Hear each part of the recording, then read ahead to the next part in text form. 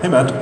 Hello. So I'm not to come across as a stalker, but you tweeted yesterday about something to Aer Lingus to please check you in. So I was kind of surprised. So why did you do that? So I looked into it, and it seems like you went to the airport, got checked in, then went to the arena for MLW, wrestled ACH, then had about 50 minutes or so to go back to the airport, take an international flight to Dublin, and then get on to another plane and come here. So, how are you feeling? You know, I feel pretty good. You know, I'm kind of used to the international travel at this point. It gets a little strenuous, but I knew I've done this flight before from MLW in Orlando to England, and I knew I had to get that 8:50 flight. And if I wanted to check a bag, I needed to go to the airport ahead of time, check in, and do all that. This time I actually made it pretty good, a pretty good time. The last time, not so much. I was wind sprinting through the airport, drenched in sweat. I had like a 30-minute match with Tom Lawler, and it was just one of those times. But last night was pretty easy, pretty good flight, slept most of the way, got on my other flight, slept there, got in the car, and now I'm here talking to you guys. Pretty easy. It's pretty easy. They did all the work, I swear. Oh, this guy. I know you. Matt, I saw an announcement about an ambition-like tournament at WrestleMania weekend. Who came up with that? So, myself and the fine people with Game Changer Wrestling that also do Joey Janela Spring Break, they came up to me and they said, hey, we want to do a kind of a event around you. And I suggested, hey, I don't know if you guys have ever seen Bloodsport, Jean-Claude Van Damme, right? So I was like, hey, let's do Matt Riddle's Bloodsport. And they're like, all right. And WrestleMania, there's so many shows that weekend. You know, there's probably like 75 to 120 shows from probably Wednesday to Sunday. So you're going to see a lot of lockups, a lot of headlocks, a lot of Irish. You're going to see a lot of the basic stuff over and over again. It gets old. So to me, how could we stick out? Have more of a shoot style tournament. Have MMA fighters in the tournament, you know? So it's basically shoot style wrestlers that know how to shoot and shoot MMA fighters that do it professionally for a living, meeting for the first time and mixing it up. Also, we don't have ropes on the rings. It's only submission and knockout, and there's no disqualification because, you know, when you got guys like Nick Gage and people like that, you don't know what the hell they're going to do. So no DQ is the way to go. So that's what I did. I think it's going to stick out. We're going to have some tiki torches maybe, some drums playing, get the Kumite feel, you know, maybe some bromate. Not bad, not bad.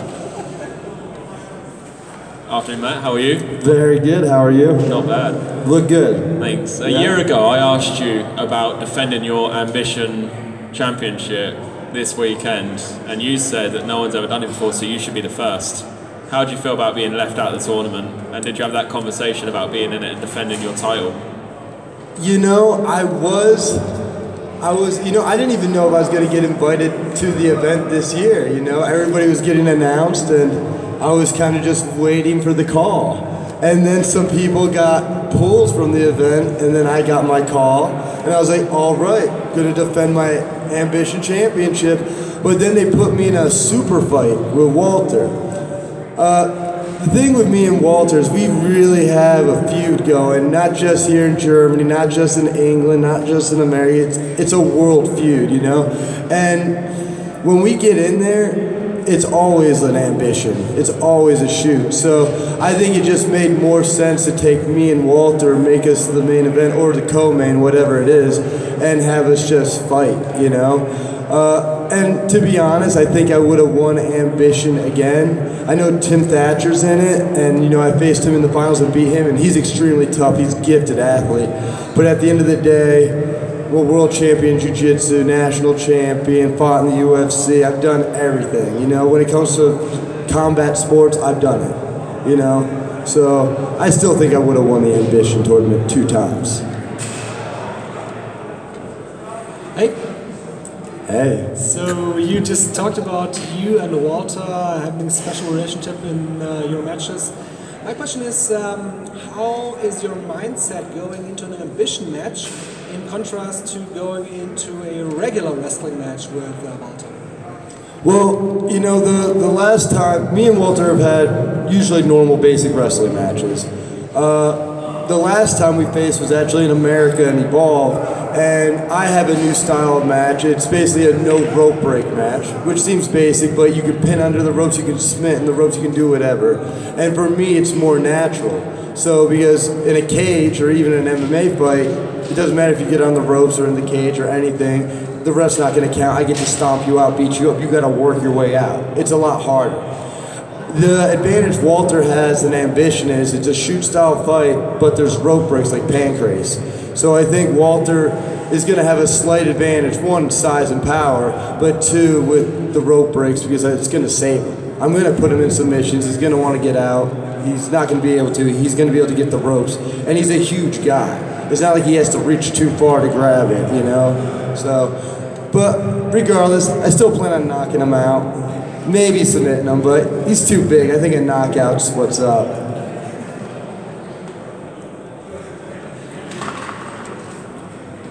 Follow-up question to Walter. He also has a world title match scheduled for tomorrow night against Bad Bones. So do you think that he maybe not put 100% of his effort in to kind of stay a little bit fresh for the evening, and does that play into your strategy? I mean, he could do that, but if he holds back against me, it's probably going to hurt him more in the long run. You know, so if he tries to like kind of get by me or kind of take the easy way out, I don't let people take the easy way out. If he lays down, I'm going to beat him while he's down. You know what I'm saying? And if anything, it's good for Bones because regardless, takes the easy way out, takes the hard way out, Walter's going to get his ass whooped tomorrow. Straight up. That's what I do. Every time we get in the ring, I mess him up. He messes me up too. I got scars on my chest to show. But at the same time, I mark him up too. So he's going to be at a disadvantage in that title match tomorrow. Hi Matt.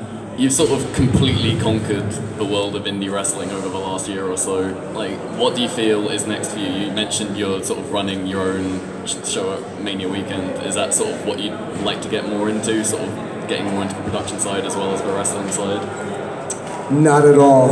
I hate promoting, I hate booking, I hate dealing with all that stuff. I love performing, I love being one of the athletes, I love being part of the talent. I don't like being in that position. I would say position of control and power. I just don't like that position because I don't feel like, I don't like being in that spot. I don't like being in control of stuff like that, you know? So I wouldn't take that route. But in the future, like independent wrestling, I really think the place to be is the indies right now. As you can see, like, we're allowed to do what we want, say what we want, wrestle the way we want, get over the way we want, and be ourselves. While if you go to the bigger machine, they change you or they make you play a stupid character or something like that, and it's nothing against them. Sometimes it works even better than their original character. But for somebody like me, I think the independence is where I belong, it's where I'm at, and until somebody gives me an offer I can't refuse, this is where I'm staying.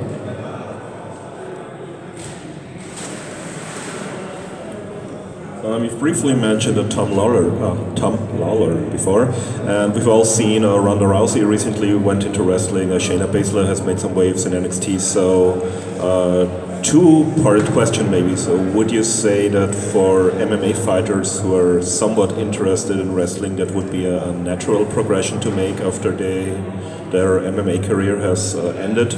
And also, if some of them, since you've been very successful at transitioning, for example, if Ronda called you up, what advice could you give them on how to speed up the progression and take to all the aspects that are important in wrestling today? Yeah, that's an awesome two-part question.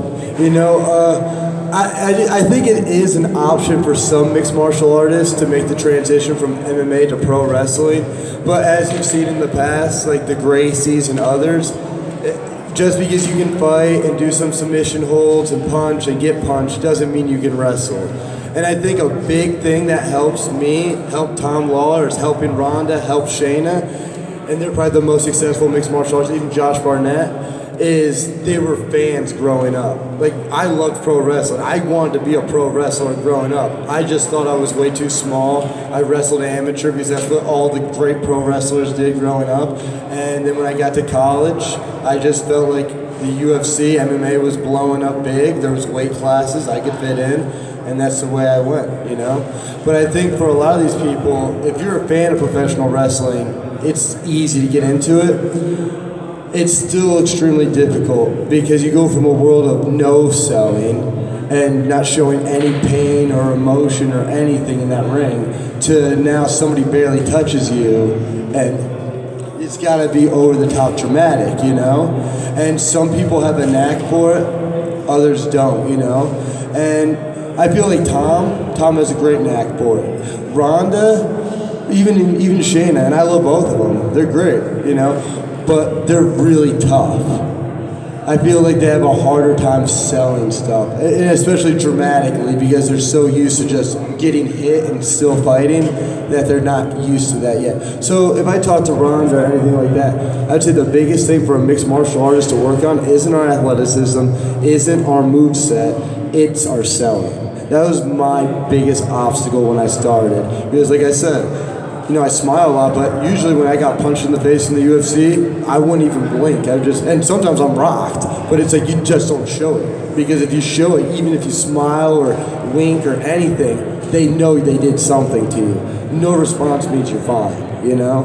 So I think selling's the biggest thing. Selling, and then of course match structure, who you're working with, playing to your opponent's strengths as well as your own, you know? But that's a whole different ball game, you know. But there's a lot that goes into wrestling. I fought at the highest level, did jiu-jitsu at the highest level, all that. And I would still say professional wrestling, even though I've been as successful as I am, has been the hardest thing I've ever done. Because you got to be entertaining, you got to be charismatic, you got to be athletic, you got to be everything. While fighting, you just got to be a badass. You just got to be tough. That's it. While wrestling, you have to be the full package. And that's what's the best part about wrestling is. It's not one-dimensional, it's everything.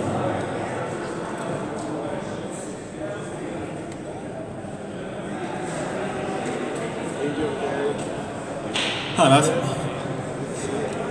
Just on the selling point then, are there any things that you notice that wrestlers and the way they sell, maybe pet peeves for you, you think, because you've been in real fights, that's not realistic, that's not how I do it? Because that's one thing I'd say I've noticed about your work is you sell differently than people who've just been professional wrestlers the whole life. So can you talk a little bit to that?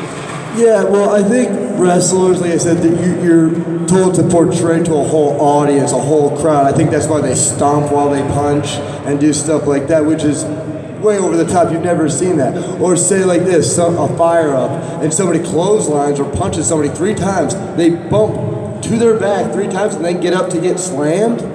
I don't get it. And I've had guys like Cody Rhodes and others try to call that. Like, hey, how about I fire up, bump you 3 times? And I'm like, no. I'm like, that's not realistic. You might hit me, and then bump me, or someone like that. Or a clothesline will bump me. But why would you clothesline me? Your back elbow, clothesline, whatever. It just doesn't make sense to me, you know? And then even taking certain moves. If you take a drop kick, you don't have to take a crazy bump out of it. You know, you can just stagger back. Same thing with a European uppercut, stuff like that. But I think a lot of us in professional wrestling are told to oversell. And yes, to me, I do find it as a pet peeve because I'm like, why wouldn't you just sell it realistically? Make that crowd gasp. Make that crowd think like, oh my God, he's really hurt. Because that's what I'm here for. I want people to think I'm dying when I get hit, you know? And when I hit people, I want you to think I killed them. Because I almost did. You know? Final 2 questions. Obviously, Japan has a rich history of the shoot-style wrestling and mixing wrestling and MMA styles. I was wondering if Japan was on your radar at all as part of your indie wrestling career. It definitely is on the radar. It was definitely on the radar this past year. Unfortunately, things fell through. I was supposed to go over to Tag League with Jeff Cobb. They weren't fond of my past, so they didn't allow me to participate. Yeah, but you know, I like their style, I like their culture, I fit in there. Everybody from New Japan, everybody in Japan, they love me, I love them, you know. It's nothing personal, it's just what it is. It's one of their things that they frown upon, and there's nothing they can really do about it. The past is the past, you know. But yeah, I think down the line, regardless of my past, I will be in Japan. I'll be headlining shows and doing my thing shoot style there very soon. Probably sooner than later. Okay, final question. How's it going, Matt? Okay? Fantastic, bro. How you doing? Yeah, good to see you again. Good to see you. The big transition between MMA to pro wrestling is no weight cut. You've said before how much easier you find now wrestling because of no weight cutting. You look a lot more happier. I followed your career in MMA. You look more happier. Is that a big part of the no weight cut and the travel? You're finding the travel maybe easier because of the weight cutting? Yes. Honestly, that's the biggest thing. It's amazing that you brought that up. When I'd fight in the UFC, I weighed 220 pounds. And when I fought in the UFC, I fought 170 pounds. So I'd cut about 50 pounds over time, over about 6 to 8 weeks. And it was rough. I'd be pissing blood by like the last week, you know, like really dehydrated, just trying to make that weight. And flying, I don't know why, but whenever I flew overseas, I couldn't sleep. I was just drenched in sweat every night when I went to bed, and I just felt horrible. And it like showed in my fights a lot of the times overseas. But since I've been wrestling, I'm not cutting any weight. I'll be honest, since I stopped cutting weight, I just feel amazing. I'm like 10 times stronger, faster, happier, everything. Life has just been a real treat after the UFC. I'm really happy. And, but traveling now is super easy. Like I said, I just flew from New Jersey to Florida, Florida to Dublin, Dublin to here, and then I'm gonna wrestle here this weekend. I fly home Monday, Tuesday I fly to Australia and do a tour there, then I fly back, and then of course I'm wrestling all over the United States when I get back. But you know, but like now, because I can eat, I can drink a water, I can do this, I can relax. I don't have to worry about like murdering somebody in a cage. I just have to work with people. And honestly, man, I'm really happy. Like, I don't think I've ever been this happy in my life, and I've said it before, but I really mean it. Like, I'm like, this is awesome. Like, you guys are here, I'm here in Germany, I'm gonna be in Australia in a couple more days. We're doing 16 carat. This shit's crazy, you know? And yeah, it's just awesome, man. It's good stuff. All right, thank you, Matt. What an amazing, thank you, bro. Amazing panel, I think. We're all looking forward for that Walter